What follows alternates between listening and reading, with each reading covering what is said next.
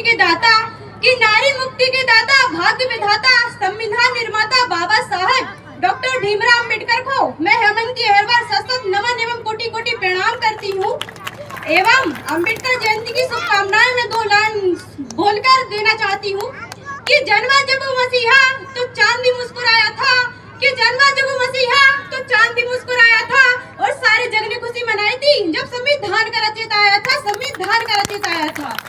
14 अप्रैल 1891 हमारे बाबा साहब का जन्म हुआ और आज उनकी 135वीं जन्म जयंती है, जिसपे जन्मदिन की उनको हार्दिक बधाई एवं शुभकामनाएं। बाबा साहब का आशीर्वाद आप सब पर हमेशा बना रहे। और बाबा साहब जिनके बारे में हम जितना भी बोले उतना कम है, हमें इतना सम्मान दिया, समानता स्वतंत्रता का अधिकार दिया, जिनके संघर्ष से आज हम पढ़ लिख पा रहे, समाज में जो दर्जा प्राप्त किए हैं वो है हमारे बाबा साहब की देन।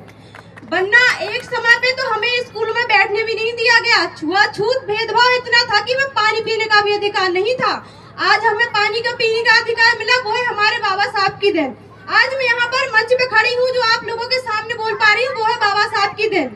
वरना एक समय पे महिलाएं घर के अंदर रहती थी, पर्दे में रहती थी, अगर पति की मृत्यु हुई तो औरत को साथ जला दिया जाता था, ऐसी प्रथा थी पहले की।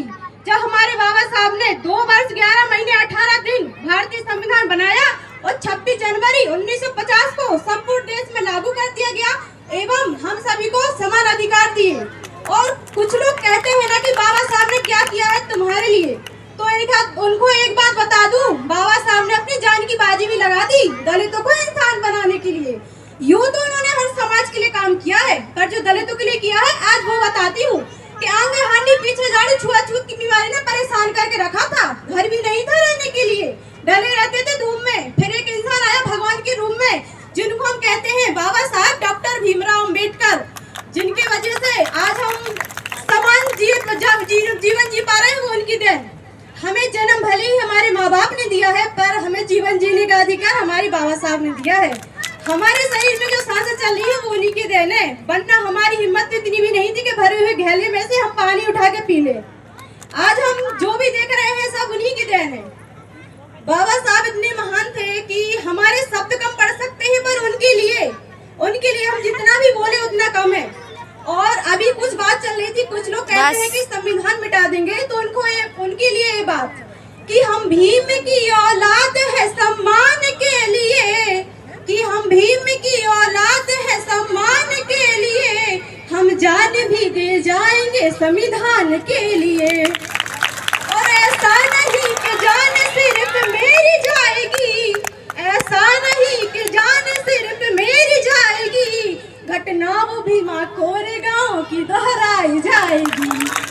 बाबा साहब ये हमारा अधिकार है, हमारा संघर्ष है, जो बाबा साहब ने रात दिन एक करके हमें हमारा संविधान लिखा एवं हम सबको समानता का अधिकार दिया। और हमारे बाबा साहब खुद भारत में पढ़ने का भी अधिकार नहीं था, वह विदेश गए, विदेश जाके पढ़े और उन्हें डिग्री हासिल की, तब जाके हमें अधिकार दिया। एवं हमें तो वोट डालने का भी अधिकार नहीं था, बाबा साहब विदेशों में गए और वहां से 2 वोट का अधिकार लेके आए थे, परंतु फिर भी हम सबको आज 1 वोट देने का अधिकार मिला है। इसी प्रकार बाबा साहब की 2 बातें और थी, संगठित रहो, संघर्ष करो, शिक्षित बनो। बाबा साहब कहते थे कि शिक्षा वह सिन्नी का दूध है, जो पिएगा वही दहाड़ेगा।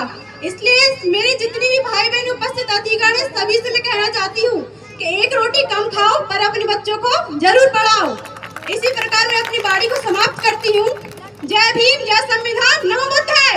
एक बार जोरदार जय जय जय जय जय भीम, जय भीम, जय भीम, जय जय जय जय जय भीम, जय भीम, जय भीम। बाबा साहब अमर रहे, बाबा साहब अमर रहे। जय हिंद, जय भारत।